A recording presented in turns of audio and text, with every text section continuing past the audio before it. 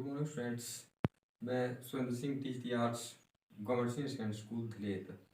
बच्चों, आज हम पढ़ेंगे आपका इतिहास का दूसरा चैप्टर क्लास 9th का, यूरोप में समाजवाद एवं रूसी क्रांति, जो कि यहाँ पे लिखा है। तो बच्चों, आपने पहले पढ़ा फ्रांसीसी क्रांति, जो फर्स्ट चैप्टर में पढ़ा आपने कि देखो कितना स्ट्रगल हुआ, कितना संघर्ष किया और वहाँ पे क्या हुआ। उस क्रांति के द्वारा लोगों ने क्या किया, वहाँ पे सत्ता का परिवर्तन कर लिया, सत्ता को चेंज कर लिया। फिर वहीं से लेके अगर देखा जाए तो वो क्रांति जो फ्रांसीसी क्रांति थी, राष्ट्रवाद की वो प्रथम स्पष्ट अभिव्यक्ति थी। उसी क्रांति से प्रेरणा लेके आगे चल के ये क्रांति आई। लेकिन यहाँ पे क्या था, ये समाजवाद की प्रथम स्पष्ट क्रांति मानी गई है। देखो, फ्रांस की क्रांति मानी गई थी राष्ट्रवाद की प्रथम स्पष्ट क्रांति, और समाजवाद की प्रथम क्रांति मानी गई है इसे जो रूसी क्रांति थी। तो इसमें पढ़ेंगे हम पहले सामाजिक परिवर्तन का युग। आरंभ में क्या है, सामाजिक परिवर्तन का युग। बच्चों, इसमें बहुत ज्यादा परिवर्तन हुआ सामाजिक तौर पे, क्योंकि यहाँ पे क्या थी, जो सत्ता थी वो निरंकुश के हाथ थी। यानी कि वहाँ का जो शासक था वो निरंकुश था, और उसी के ही आधार पे क्या किया जाता था, वहाँ का शासन चलाया जाता था।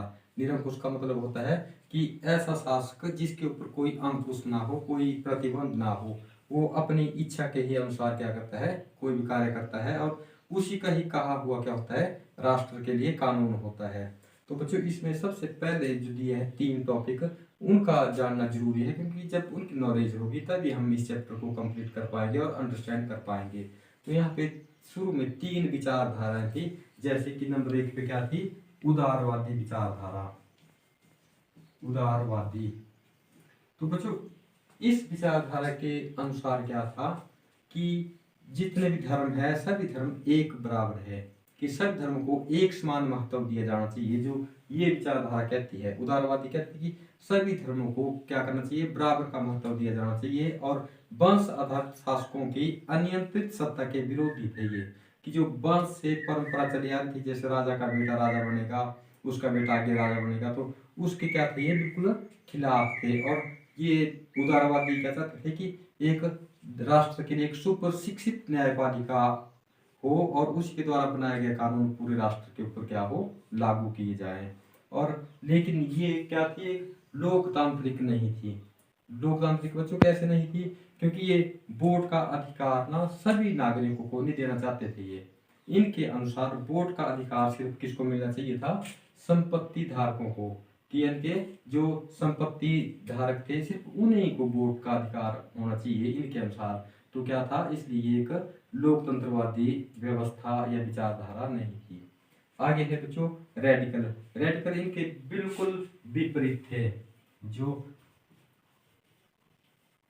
रेडिकल विचारधारा थी, इसके यानी कि उदारवादी विचारधारा के खिलाफ थे। इनके अनुसार क्या था, इस विचारधारा के अनुसार क्या था कि महिलाओं को मताधिकार होना चाहिए।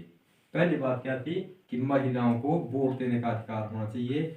विशेषाधिकारों के खिलाफ थे ये, कि जो जो विशेषाधिकार मिले थे उनके क्या थे, ये बिल्कुल विरुद्ध थे, उनके खिलाफ थे। और ये निजी संपत्ति के खिलाफ नहीं थे, लेकिन क्या चाहते थे कि संपत्ति के संकेंद्रीकरण के खिलाफ थे। ये ऐसा नहीं कहते कि निजी संपत्ति नहीं होनी चाहिए, कहते कि निजी संपत्ति होनी चाहिए, लेकिन क्या होना चाहिए, उनका संकेंद्रीकरण नहीं होना चाहिए, कि वो संपत्ति ऐसा नहीं कि कुछ एक लोगों के पास सीमित रह जाए। ये क्या थे, तो संकेंद्रीकरण के खिलाफ थे। और उसके बाद जो आगे था वो है रूढ़िवादी। रूढ़िवादी विचारधारा। बच्चों, इस विचारधारा के अनुसार कि जो परंपरा चली आ रही है उसी में विश्वास रखना, कि जैसे चला है वो सिस्टम सही है। लेकिन 18वीं शताब्दी तक इनकी यही विचारधारा थी कि जो सिस्टम चला आ रहा है वो सही है और बेहतर है। लेकिन 19वीं शताब्दी में इनका क्या हुआ, विचारधारा में बदलाव आया, और इन्होंने क्या कहा कि चेंज चाहिए, लेकिन पूरी तरह से बदलाव नहीं होना चाहिए उसमें, कि जो पुरानी हमारी परंपरा है उसको पूर्णतः नहीं ठुकराया जा सकता, कुछ एक परिवर्तन होने चाहिए। और परिवर्तन की रफ्तार है, जो परिवर्तन की गति है वो एकदम नहीं होनी चाहिए। परिवर्तन कैसे होना चाहिए, एक धीमी प्रक्रिया के द्वारा। तो ये क्या चाहते थे कि परिवर्तन तो होना चाहिए, लेकिन होना चाहिए एक धीमी प्रक्रिया के द्वारा। तो बच्चों अब आपको 3 पॉइंट समझ आ गए होंगे। ये 3 पॉइंट पूरे चैप्टर में बार बार आएंगे आपको। तो अब इसके आगे क्या है, औद्योगिक समाज और सामाजिक परिवर्तन। औद्योगिक समाज व सामाजिक परिवर्तन। तो बच्चों ये पढ़ेंगे हम अब रूस के कंटेंट में, क्योंकि रूस का पढ़ रहे हैं हम, और उस वक्त रूस एक बहुत बड़ा राष्ट्र था, बहुत बड़ा राष्ट्र था। आगे चल के कई टुकड़ों में बंटा है। तो ये कि यूरोप में बहुत से देश हैं, ये सभी उनकी व्यवस्था सेम सेम सी थी। तो क्या हुआ, बहुत ही गहन सामाजिक और आर्थिक परिवर्तन हुए वहां पे। क्या हुआ, नए शहर बसे वहां पे, नए शहरों का बसना। वहां पे क्या हुआ, नए नए शहर बसे, नए उद्योग विकसित किए गए, नई नई फैक्ट्रियां लगाई गई, रेलवे लाइन बिछाई गई। औद्योगिकरण ने औरतों, पुरुषों व बच्चों को क्या किया, उद्योगों में और कारखानों में ला दिया, यानी कि उनको क्या किया, रोजगार दिया। लेकिन ये रोजगार तो मिल गया वहां पे, कारखाने भी लग गए, लेकिन सबसे बड़ी बात क्या हुई, वहां पे मजदूरी बहुत कम थी। लोगों को मजदूरी बहुत कम दी जाती थी। काम के घंटे क्या थे, ज्यादा थे, ज्यादा देर उनसे काम लिया जाता था, बहुत ज्यादा काम लिया जाता था उनसे। और क्या था, बेरोजगारी वहां पे आम बात थी, कि बेरोजगारी बहुत ज्यादा थी। इसलिए अगर फिर जब बेरोजगारी ज्यादा थी तो मजदूरी कम रखी गई थी। अगर कोई मजदूर एक नौकरी छोड़ तो उसकी जगह 10 तैयार हो जाते थे, तो क्या था, एक किस्म से उनका क्या हो रहा था, शोषण हो रहा था। और जब ये शहर औद्योगिकरण हुआ, वहां पे शहर बसे, तो वहां पे साफ सफाई का भी कोई विशेष ध्यान नहीं रखा गया। तो आगे है उदारवाद व रेडिकल। जो संपत्ति थी, जो नया समाज का स्थापना करना चाहते थे कौन, एक रेडिकल तथा उदारवादी। ये बच्चों एक ऐसे समाज की स्थापना करना चाहते थे वहां पे, जिसमें क्या हो, मजदूरी सही से मिले लोगों को, काम के घंटे कम हो, बेरोजगारी समाप्त की जाए, और एक अच्छा सुव्यवस्थित समाज हो, जिसमें क्या हो, सभी का भला हो सके। ऐसी व्यवस्था चाहते थे रेडिकल तथा उदारवादी। आगे चल के इन्होंने काफी स्ट्रगल किया, और इन्होंने क्या किया, एक सिस्टम ऐसा तैयार कर दिया जिसमें क्या हुआ, सबको समान का यानी कि हक मिला, समान का अधिकार मिल गया। तो इससे पहले इन्होंने बहुत स्ट्रगल किया। आगे है यूरोप में समाजवाद का आना। 19वीं सदी के मध्य तक समाजवाद एक जाना पहचाना विचार हो गया था। हर एक व्यक्ति क्या था, समाजवाद के बारे में जान चुका था, समझ चुका था कि समाजवाद क्या है और क्या होना चाहिए। समाजवाद निजी संपत्ति के खिलाफ थे। जो समाजवादी क्या चाहते थे कि क्या हो, निजी संपत्ति ना हो। पहले बच्चों आपको समाजवाद पता होना चाहिए कि क्या है समाजवाद। समाजवाद एक ऐसी व्यवस्था है जिसमें उत्पादन के साधनों पर सभी का अधिकार हो, इसमें कोई बड़ा छोटा ना हो, यानी कि सभी की बेसिक नीड, जो मूलभूत आवश्यकता हो, सभी की पूरी हो सके, ऐसी व्यवस्था होती है समाजवाद। और ये क्या थे, पूंजीवाद के बिल्कुल खिलाफ थे। पूंजीवाद का अर्थ है कि जहाँ पे पूंजी संकेंद्रित हो, यानी कि एक व्यक्ति के पास या सिर्फ कुछ एक व्यक्तियों के पास हो, तो उसके बिल्कुल खिलाफ थे। तो जो समाजवाद व्यवस्था थी, तो ये ऐसे समाज की व्यवस्था कर चाहते थे जिसमें सभी का क्या हो सके, भला हो सके। फिर आगे है बच्चों कार्ल मार्क्स। ये तो नाम सुना होगा आपने पहले भी, कार्ल मार्क्स, जो कि क्या था, 1818 से लेके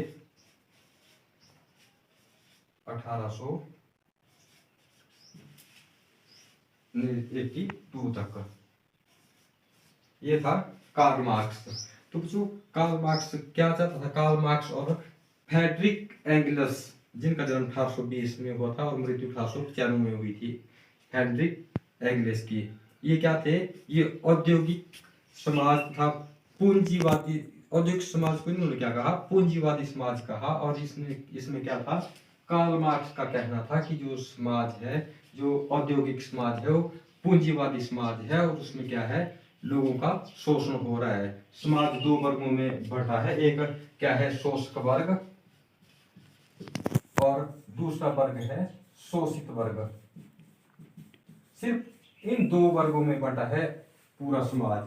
जो शोषक वर्ग है उसका काम क्या है, क्योंकि उनका अधिकार था फैक्ट्रियों के ऊपर, कारखानों के ऊपर, और शोषित वर्ग में आते थे मजदूर और किसान। तो इनका क्या था, इनका उद्देश्य ये था कि ज्यादा से ज्यादा क्या करना, ज्यादा से ज्यादा धन कमाना, ज्यादा से ज्यादा अपना फायदा करना। इसके लिए क्या करते, ये इस वर्ग का जो किसान थे, मजदूर थे, उनका क्या करते थे, शोषण करते थे। और कार्ल मार्क्स के अनुसार क्या था कि एक वक्त ऐसा आ जाएगा कि जो शोषक वर्ग है वो बहुत ही अमीर हो जाएंगे, और जो शोषित वर्ग है, किसान मजदूर है, वो बहुत गरीब हो जाएंगे। और अंत में क्या करना पड़ेगा, उनको उनके खिलाफ संघर्ष करना पड़ेगा, क्रांति करनी पड़ेगी, जिसमें क्या होगा कि जीत तय है कि जो शोषित वर्ग है, अर्थात जिसमें किसान है, मजदूर है, उनकी जीत निश्चित है, वो जीतेंगे और एक नया समाज की स्थापना होगी, जिसे साम्यवादी समाज या कम्युनिस्ट समाज कहा जाएगा।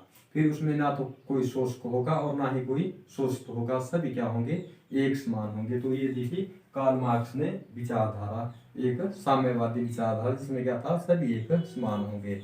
फिर बच्चों इसके आगे है रूसी क्रांति। 1917 की अक्टूबर क्रांति के जरिए सत्ता पर समाजवादी ने कब्जा कर लिया। फरवरी 1917 में राजशाही पतन और अक्टूबर की घटनाओं को ही अक्टूबर क्रांति कहा जाता है। किसे कहा जाता है बच्चों, जो फरवरी 1917 में राजशाही पतन और जो अक्टूबर की घटनाएं हुई थी, उन्हें ही अक्टूबर क्रांति कहा जाता है। तो इसमें पहले हम पढ़ेंगे, इसमें सबसे पहले रूसी साम्राज्य। जो रूसी साम्राज्य है, 1914 में जार निकोलस द्वितीय का शासन था। किसका शासन था बच्चों, रूस में जार निकोलस द्वितीय का शासन था, जो कि आपको मैंने पहले बताया कि एक निरंकुश शासक था। यानी कि उसने पूरे रूस का इस तरह से शोषण किया था कि लोग क्या थे, बहुत गरीब हो चुके थे, भूखमरी फैल चुकी थी उसके समय में। तो जो आज का फिनलैंड, लातविया, लिथुआनिया, पोलैंड व बेलारूस के कुछ हिस्से रूसी साम्राज्य के अंग थे। ये क्या थे, किसी वक्त रूसी साम्राज्य के अंग थे, जो कि आज नए राष्ट्रों के रूप में उभर गए। तो उस वक्त क्या थे, इसी रूसी साम्राज्य के ये भाग थे। यह साम्राज्य प्रशांत महासागर तक फैला हुआ था। कहाँ तक फैला हुआ था, प्रशांत महासागर। इसका मतलब क्या था बच्चों कि ये बहुत बड़ा एरिया था, बहुत ज्यादा देश थे इसमें। यानी कि उस वक्त रूस क्या था, एक संगठित था। और जो रूसी ऑर्थोडॉक्स, जो क्रिश्चियनिटी को मानने वाले बहुमत में थे। जो रूसी ऑर्थोडॉक्स क्रिश्चियनिटी थी वो बहुमत थे, लेकिन इनके साथ और भी धर्म थे, जैसे कि कैथोलिक भी थे, प्रोटेस्टेंट भी थे, मुस्लिम भी थे और बौद्ध भी थे। लेकिन बहुमत में कौन थे, ऑर्थोडॉक्स क्रिश्चियनिटी। और आगे है बच्चों अर्थव्यवस्था और समाज की। जो रूस की या वहाँ की अर्थव्यवस्था थी, यूरोप की या रूस की, वो कैसी थी।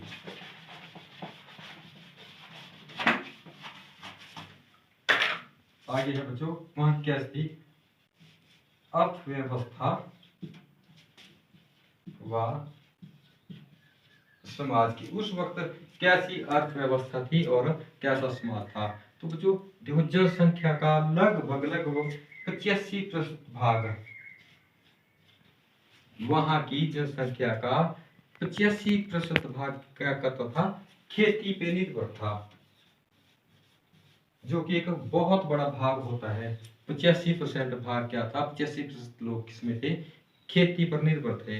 अगर इसकी तुलना औरों से की जाए, जैसे कि फ्रांस और जर्मनी से की जाए, तो वहां पे फ्रांस और जर्मनी में 40 से लेके 50% तक क्या थे, लोग खेती में संलिप्त थे। तो इसका मतलब क्या था कि वहां की बहुत ज्यादा जनसंख्या, बहुत से लोग खेती में के काम में लगे हुए थे, यानी कि खेती करते थे। और रूस एक उस वक्त बहुत बड़ा निर्यात का देश था, बहुत अनाज बेचता था। अपनी आवश्यकता को पूरा करने के पश्चात वो क्या करता था, बहुत अनाज बेचता था, यानी कि बहुत सा निर्यात करता था।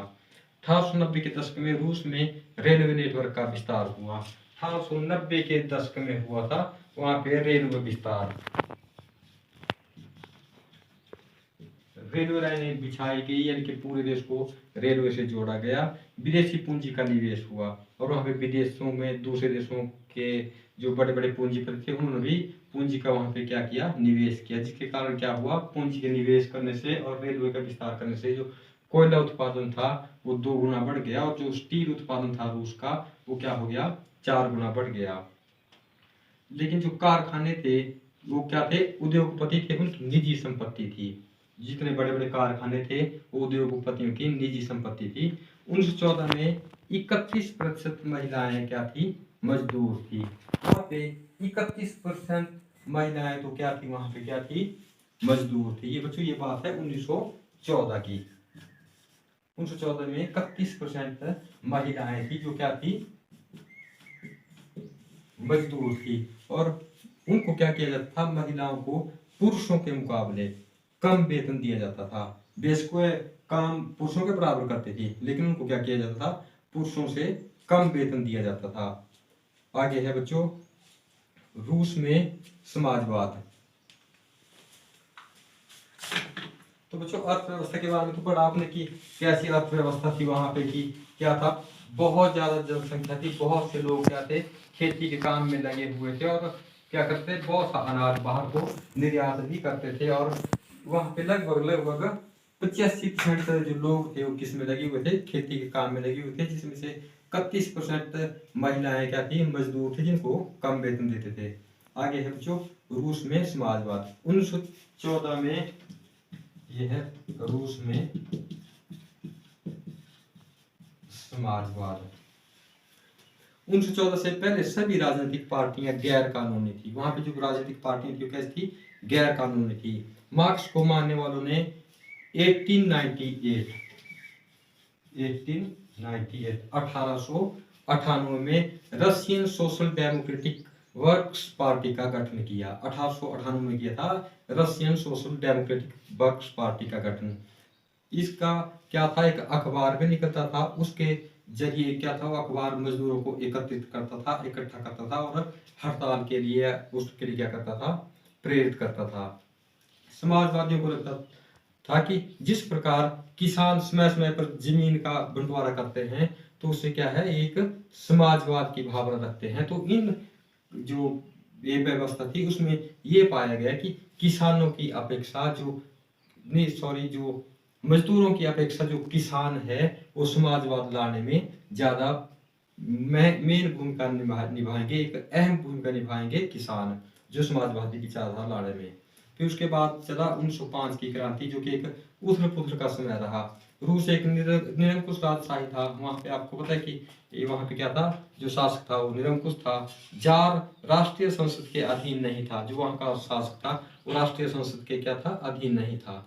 उदारवादियों द्वारा किसानों और मजदूरों के बीच काम करना, राष्ट्रवादी जैसे पोलैंड और जिदीदियों का समर्थन, ये उनको समर्थन मिला था वहां के मजदूरों को। और जो जो पार्टी के लीडर थे जो कि वहां पे चेंज लाना चाहते थे, किस किस का समर्थन था वहां पे, एक तो पोलैंड था उनका, और जदीदियों थे जो मुस्लिम बहुसंख्यक थे, उनका क्या था, समर्थन था क्रांति लाने में। 1904, फिर जो 1904 का वर्ष रहा बच्चों, वो क्या हुआ, रूस के लिए बहुत खराब साल रहा, बहुत बुरा साल रहा। किसके लिए, मजदूरों और किसानों के लिए। इसमें क्या हुआ, जो महंगाई थी वो बहुत ज्यादा बढ़ गई, वेतन में लगभग लगभग 20% तक की गिरावट आ गई, यानी कि इतनी महंगाई बढ़ गई वहां पे। और फिर क्या हुआ, 50 सदस्यों ने को नौकरी से हटाने के कारण क्या हुआ, वहां पे एक हड़ताल का आयोजन किया, जिस हड़ताल में लगभग 1,10,000 मजदूर और किसानों ने उसमें भाग लिया और एक हड़ताल रखी और मांग रखी गई कि काम के घंटे क्या किए जाए, कम किए जाए। और क्या हुआ, वेतन बढ़ाने के लिए उन्होंने मांग की कि वेतन बढ़ाया जाए और काम के घंटे कम किए जाए। और पादरी गैपान के नेतृत्व में एक जुलूस निकाला गया, जिसमें क्या हुआ कि वहां का जो निरंकुश शासक था उसने गोली चलाने के आदेश दे दिए गए, जिसमें क्या हुआ, 100 से ज्यादा लोग क्या हुआ, मारे गए और 300 से ज्यादा लोग क्या हुआ, वहां पे घायल हुए। इसे क्या हुआ, इसे फिर खूनी रविवार का नाम दिया गया। तो ये था बच्चों 1904 में जो खूनी रविवार की घटना है। प्रश्न आता है आपको कि खूनी रविवार से आप क्या समझते हैं, तो ये घटना थी उसे क्या किया गया था, खूनी रविवार का नाम दिया गया था। कि क्या करते, एक शांतिपूर्ण जुलूस निकाला था जिसमें मांगे रखी गई थी काम के घंटे कम किए जाए और वेतन बढ़ाया जाए। तो क्या हुआ था, वहाँ के शासक ने उनके ऊपर गोली चला दी थी, जिससे 100 लोग मारे गए थे, 300 से ज्यादा घायल हो गए थे। तो इससे क्या हुआ था, फिर रविवार कोई घटना घटी तो इसे खूनी रविवार का नाम दिया गया। 1904 में घटी थी ये बिल। फिर यही घटना आगे चल करके 1905 में क्रांति का कारण बनी थी। इसी घटना के द्वारा क्या हुआ था, आगे क्रांति आई थी। और फिर इसी के चलते जो वहां पे एक ड्यूमा बनाई गई थी, उसको 75 दिन के बाद ही क्या किया था शासक ने, जो वहां का निरंकुश शासक था, उसने क्या किया था, उसने बर्खास्त कर दिया था। और फिर जो नई एक ड्यूमा फिर से बनाई गई थी। ड्यूमा एक सलाहकार समिति थी जो उनको सलाह देने के लिए रखी थी शासकों को, तो उसको फिर अगली बार फिर से 3 महीने बाद क्या कर दिया, बर्खास्त कर दिया। तो बच्चों आगे है फिर प्रथम विश्व युद्ध और रूस। क्या हुआ था प्रथम विश्व युद्ध?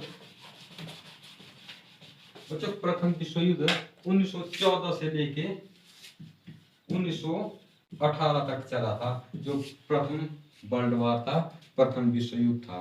तो बच्चों ये था, ये 2 खेमों में बंट गया था। एक जर्मनी, एक खेमे में ये थे बच्चों जर्मनी और साथ में ऑस्ट्रिया,